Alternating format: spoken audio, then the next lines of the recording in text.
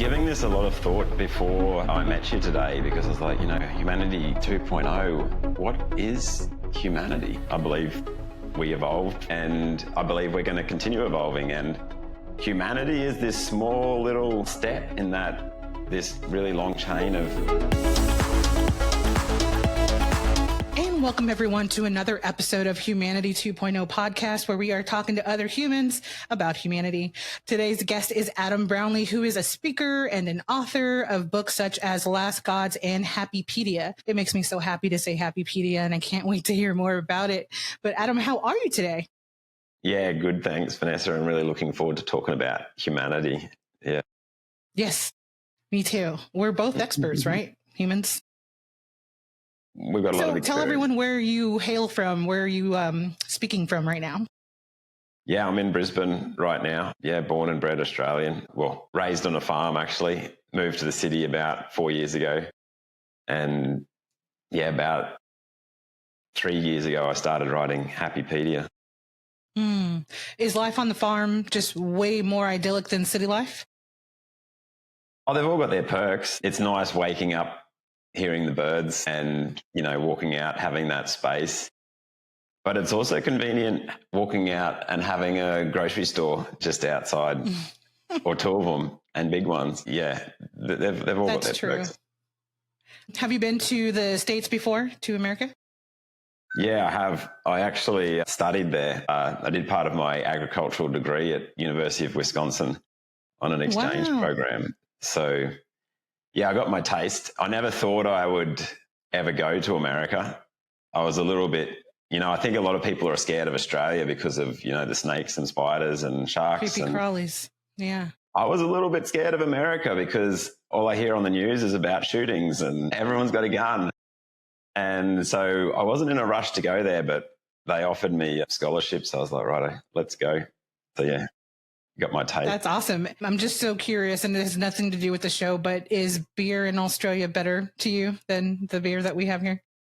Oh, that's another funny story is when I went there, everybody was offering me Foster's. They're like, oh, you're from Australia. Let's get a Foster's. And I'm like, what's Foster's? I never heard of Foster's until I go into America, and they're like, oh, it's Australian for beer. And I'm like, right. That's funny. Well, it's a good advertisement anyway. Yeah. There's also Outback Steakhouse, which is, talked about to us at least as the Australian place to go. So did they offer to take you to the Outback Steakhouse? Maybe. I can't remember that one. Yeah. Funny stuff. So like I said, that was way off topic, but I just had to ask. I'm going to ask you some questions about humanity. I like to call it the 8 degrees of humanity, but it's really just questions. Are you ready for the 8 degrees of humanity? Yeah, let's go. All right. So first question is, when you hear the word humanity, what's the first thought that comes to mind, or the first memory that comes to mind when you think of the word humanity? Yeah, I was giving this a lot of thought before I met you today because I was like, humanity 2.0, what is humanity? And I feel like for me, it's a stepping stone. I'm a big believer in evolution. I believe we evolved, and I believe we're going to continue evolving. And humanity is this small little step in this really long chain of evolution. And it's just, well, I'm a little bit excited to see what comes next, to see what we go into. And for me, it looks like we're going to merge into AI. We're going to become one. And the process is going to be so slow that we probably won't even notice it's happening. And that is a lot about what The Last Gods, my book that I published last year, is about, us becoming one with technology and it being a happy outcome. Yeah. Okay. Well, we definitely have a question about AI, so I'll save that for when we chat about your book for sure. But I really like that you said it's about evolving. And when the concept for Humanity 2.0 came about, it was a reflection on humanity and how, it does change over time. And in the current time that we're in, there's a lot going on in the world that's not exactly positive or, trending upward. And so, a lot of people are angry or sad or going through, frustrations with where they are. And so it seemed like an appropriate response to remind us that we're human by sharing human stories and human moments that could inspire that humanity 2.0 that we're headed toward. Yeah. So you're saying that people were upset and stressed, and reminding them that they're human helps them find acceptance of what's happening? Is that what you're saying? Somewhat. So, hearing about a selfless act, right? Or hearing about an experience that touched someone deeply, that they did something for someone else, just these really, really good acts can inspire humanity to do the same or, better even. Yeah. And so by reminding ourselves that we are human and that there are humans out there that are wanting to just, do good for the sake of helping others, or say something to inspire someone else, something that has no end goal for you specifically. Yeah. Selflessness. Those can inspire, the next humanity to do the same or different for the next generations. Yeah. No, I was just listening to one of your other podcasts, and the guest was talking about doing stuff for other people and not doing it for yourself. And I feel like if your purpose in life is to make other people happy, then you won't be disappointed if someone doesn't return a favor, because you did that. You helped that person for yourself because it feels good to help. And so if they don't return the favor, you're like, well, I got what I wanted out of it anyway. I felt good helping them. And so you're not disappointed if they don't return the favor or, return it in a way that you don't really appreciate. Mm-hmm. Yeah, I think it can be a great purpose to want to make other people happy.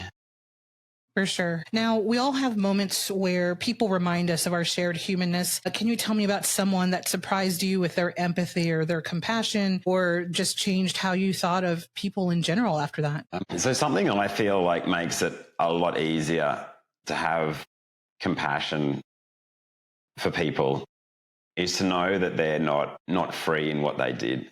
Something made them do what they did. So, yeah, I was once, this was just after I finished uni in Australia. I was with two friends and we're just walking along the river. And one of my friends, Jackie, picks up a stone and he's like, you know what? Our life is just like this stone. And he throws the stone and he's like, where that stone lands is predetermined by the force I apply to it, the weight of the stone, all these things determine where that stone lies. And our life is just like that. We're just cast and we have all these forces acting on us and they all determine where we end up. And I really bought into that perspective. And I feel like that perspective can give us a lot of compassion towards people, because when someone does something that offends us or, hurts us, you can be like, well, it's not their fault. Like, it's all the life experiences that brought them there and caused them to do that. They couldn't have acted differently unless they had different life experiences, and they didn't. So you can be like, it sucks that they did what they did, but let's not blame them because they didn't choose to have the upbringing they had. They didn't choose to have the friends they had. Like, all these things happened to them. Yeah, so that's the perspective that I think makes it easy to find compassion for people. Now, I read that your upbringing was fairly ideal. You had amazing parents. Did the experience that you had growing up affect who you became and how you treated people? Yeah, definitely. Yeah, I was really lucky to have a very carefree life. In learning more about happiness, it became obvious to me how much stress can affect the brain. And the younger you are when you experience stress, the more drastic effect it has on it. And it's like a cyclic thing. So you experience stress and then it sets up your brain to be more what made your life so ideal back then? What's that, sorry?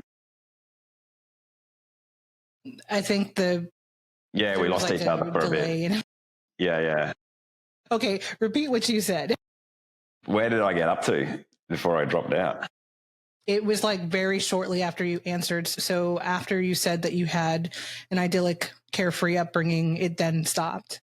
All right. Yeah, no, I had a very fortunate upbringing. There was very little stress in my life. Like, my parents were very loving. I had like four brothers and a sister, and we all got along really well. We lived out on the farm, so isolated. And yeah, that can set you up in life, because the more stress you have as a kid, the more effect it has on the structure of your brain. And a certain brain structure makes us more conducive to stress. It kind of sucks that the more stress you have, the less ability you have to deal with stress. And so the more stressed you become. So stress can have, like you could say, a damaging effect on the prefrontal cortex. It can make it smaller and less dense and give it less authority over your amygdala, or the emotional part of the brain. Mm-hmm.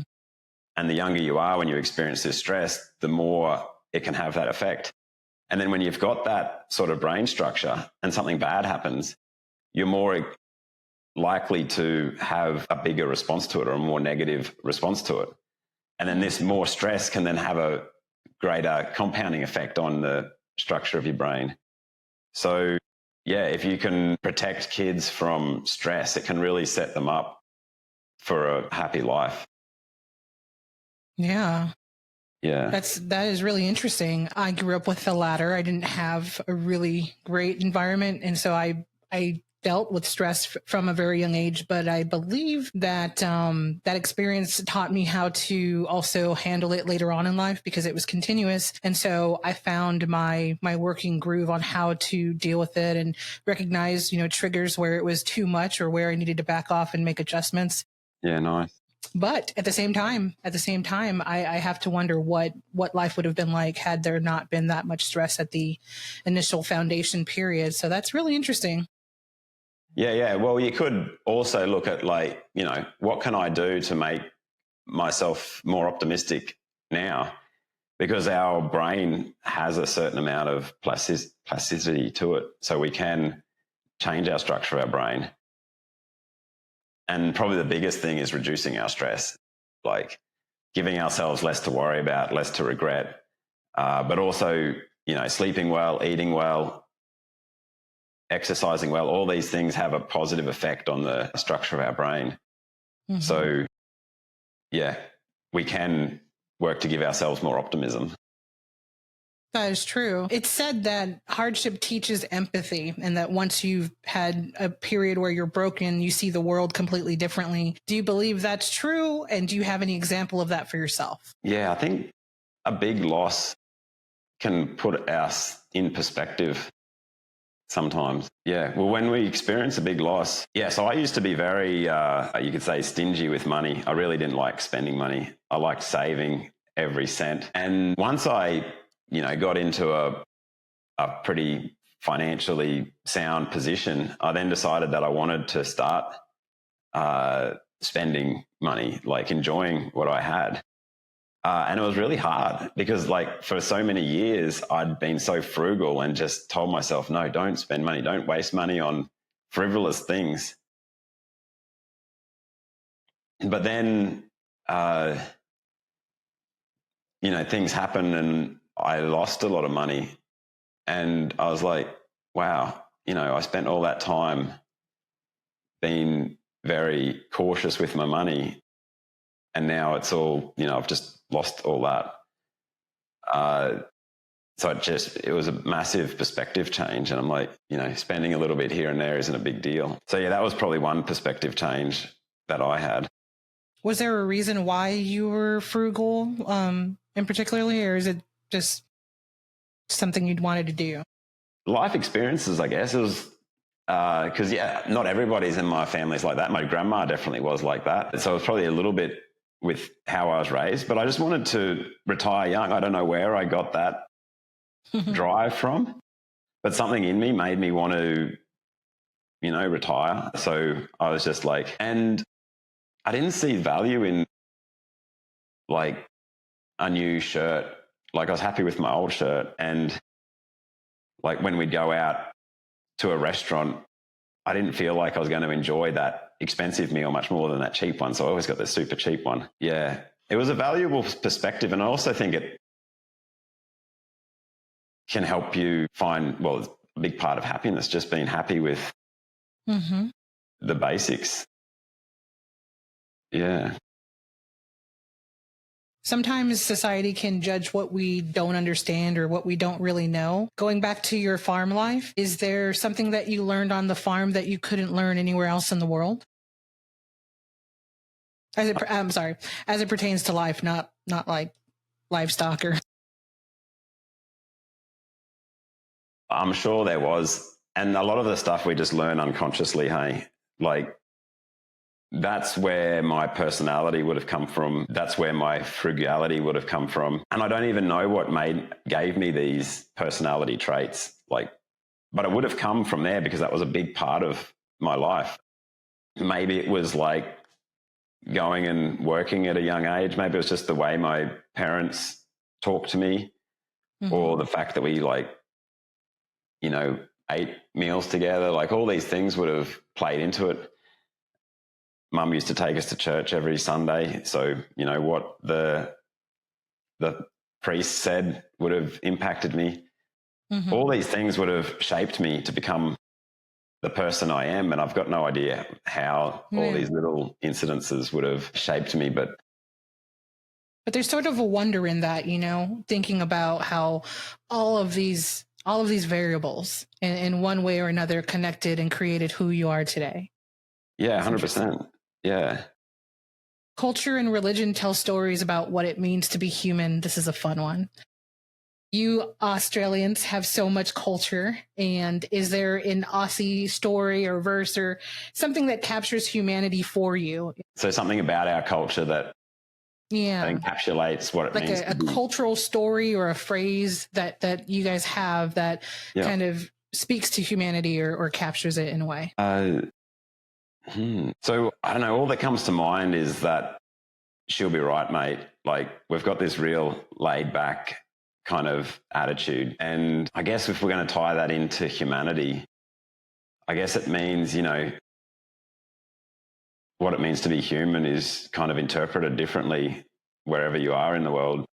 Some people are out to achieve as much as they can in their lifetime, and to be human to them is to make the most of it. You only get to be human for 70 years, and you've got other people are like, there's no big deal in achieving a lot. Let's just enjoy ourselves for this time.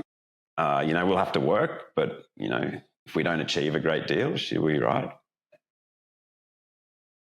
Yeah. So I don't know if that really answers the question. No, it does. It's a different perspective to it. I like it. Can you say the phrase again? She'll be right. She'll be right, mate. Or something like that. Yeah. I like it. Where you are in your life, do you feel like you've achieved a lot, or do you just kind of look at it as the bigger picture that you're doing meaningful work? Yeah, I really like to have the perspective of, how can I make the most of, like, how can I enjoy myself as much as possible? And achievement really does bring a lot of joy.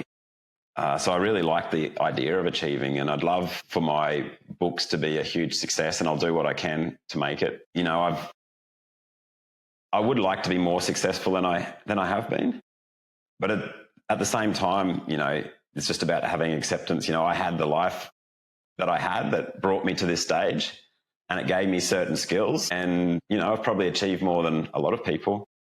A lot of people didn't get to stop working when they were 29, but I haven't achieved as much as a lot of other people. Like, a lot of people have sold millions of books by this age, and they're household names by this age. But yeah, my life didn't shape me like that. I had certain life events that caused me to take the path that I took. Yeah. And everyone has, a different size ruler. Your ruler's different than mine, and so forth. So I think that you're a success in your own right because you put your thoughts into books, and, you speak, and you do all of these wonderful things to express yourself and to help other people. So that in itself makes you a success already. Yeah. Thanks, Vanessa. Yeah. Now, if you could share a message with humanity, any message at all, what would that be? The massive message that I want to share, And a big reason I've written Happypedia is to popularize forgiveness, make forgiveness easier and help people forgive. So that's forgiving ourselves and other people. If we can forgive ourselves and other people, it'll reduce our stress so much. Like, how much of our stress is because we made a mistake or someone else made a mistake and that's hurt us? Imagine if we could just forgive ourselves for every mistake we've made. And when I forgive ourselves, like not regret that mistake anymore, not ruminate about it, and not resent others when they hurt us. Yeah, that's the change I want to see. Mm-hmm. And you mentioned Happypedia. Happypedia is so awesome. I love the title, but most of all, I love that that book helps the readers to live happier, healthier, and more peaceful lives. You just talked about a tiny bit of it. What else does Happypedia do for folks when they read that book? So it starts off talking about what is happiness. You know, that's a big question. It's kind of like, what is humanity? Like, you get so many different answers. Everybody's got their own answer about what is happiness. Yeah. I spent 4 years traveling America interviewing strangers about happiness. Wow.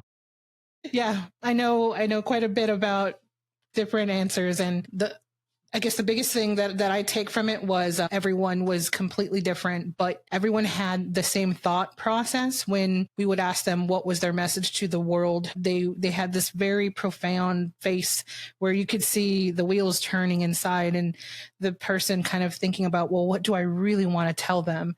And just the words that would come from people were just really beautiful. Reading about Happypedia just made me think about that whole 4-year journey that I went on. Thankful. And so what do you reckon was the main theme of what is happiness?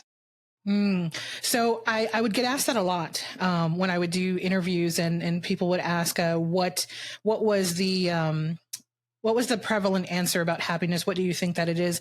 And I always came back with the same answer, that it was purely subjective to the person who was answering that question, and that it looked different for everyone because of their personal experiences. As general as that sounds, it is like 100% the truth, because, you know, your personal experiences really shape your perception of happiness, and every single one was beautiful and none less prevalent than the next. So it was just, you know, personal. Yeah. Something I got a lot from people when I ask them what is happiness is, so many people say, oh, it's time with friends, or it might be doing something like watching the sunset, but it's always with my partner or with my, you know, with someone. It's always seems to be spending time with friends. But when I was writing this book, I had to define what happiness is. You know, if you're going to write about a topic, you need a good definition of what it is. And so I think we can all agree that it's a feeling, but like, then what feeling? And I think it can be contentment, like people are happy just being content, but it's also these other greater feelings like joy and excitement. So then from that, we can say, well, happiness is basically the absence of suffering. If we're not unhappy, then we're happy. So if we're content, excited, joyful, we're happy. So it's a feeling.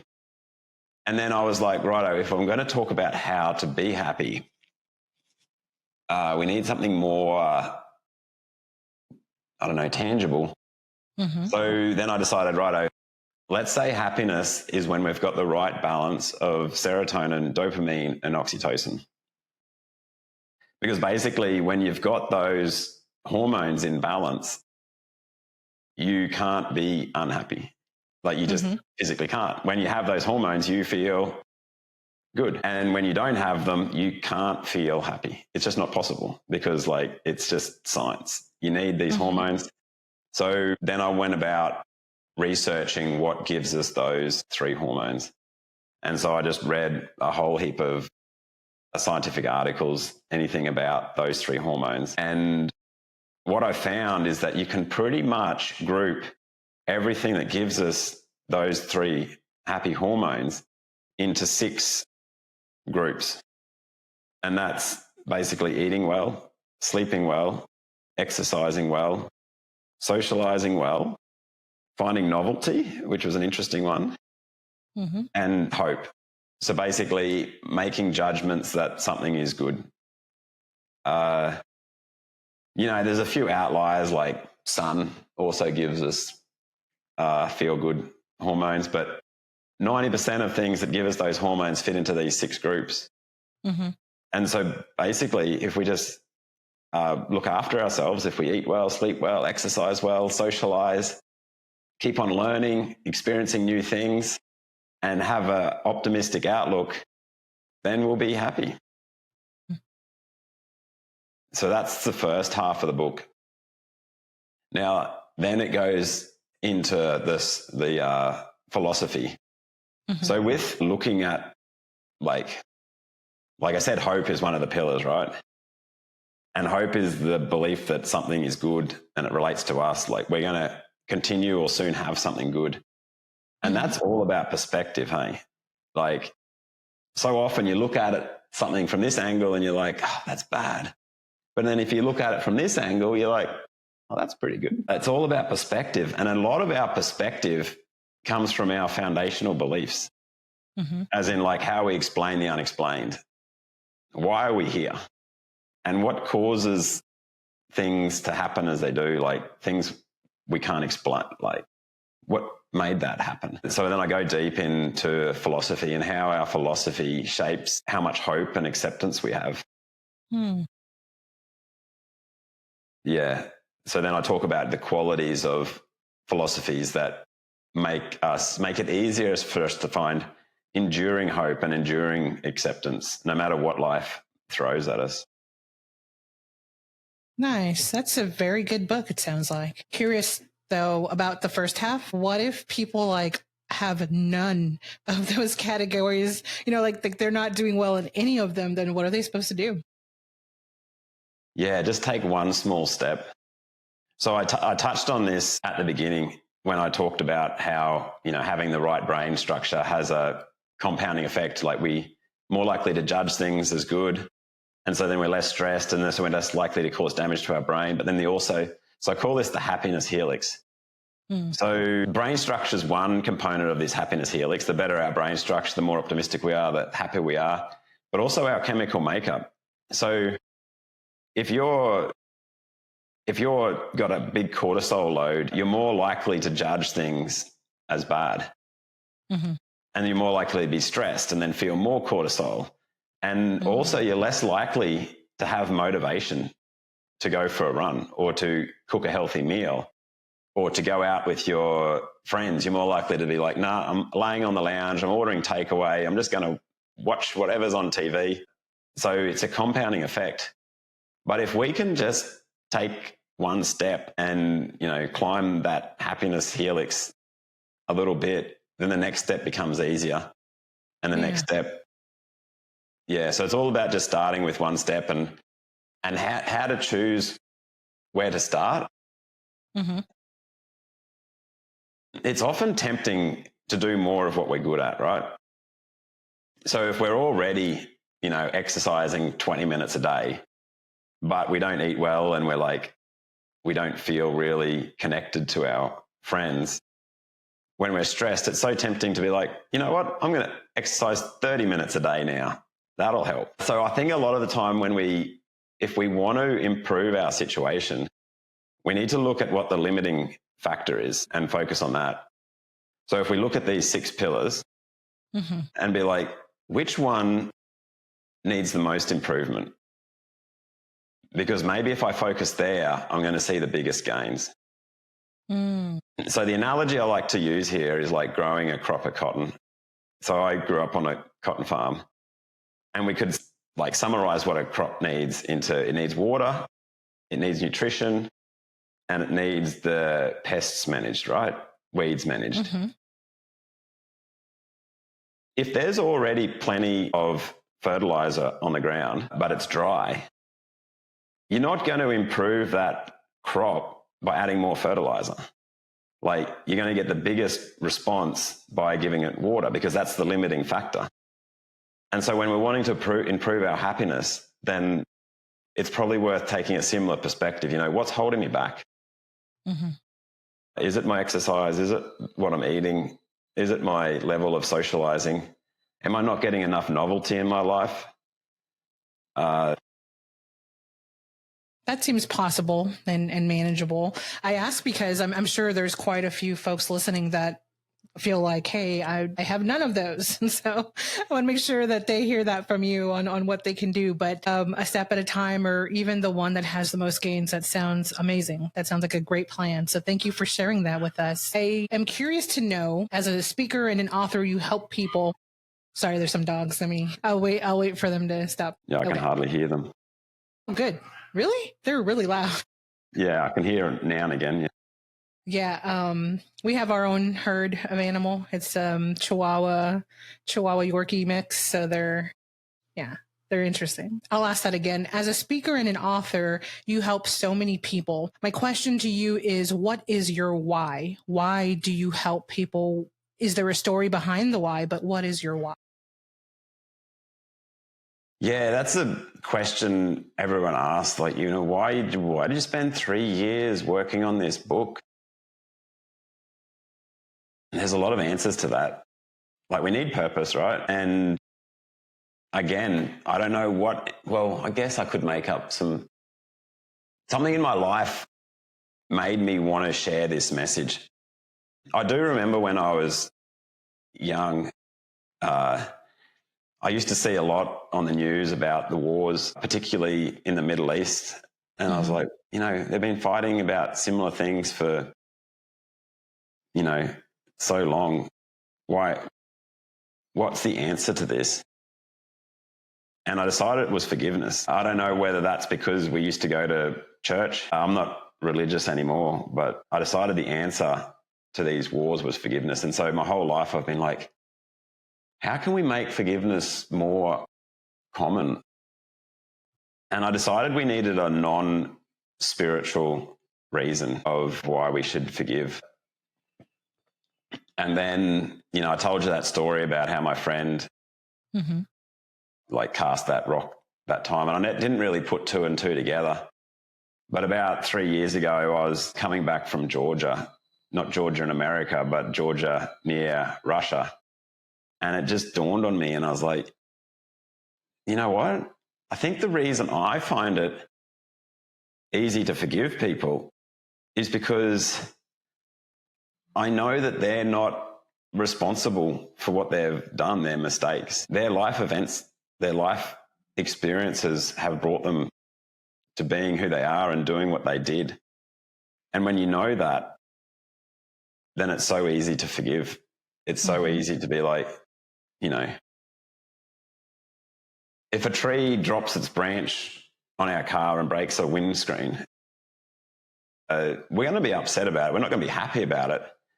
But we're not going to be laying in bed at night, not being able to sleep because of this tree, thinking terrible thoughts about this tree, the way we do if our ex-partner did the same damage to our car.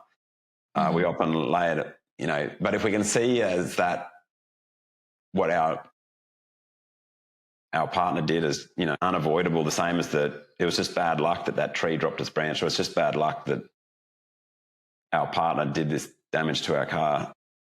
They couldn't have avoided it. They did it because of what was happening in their mind at the time, and what was happening then was because of what had happened a moment before that and a moment before that, and all the events led up to that point.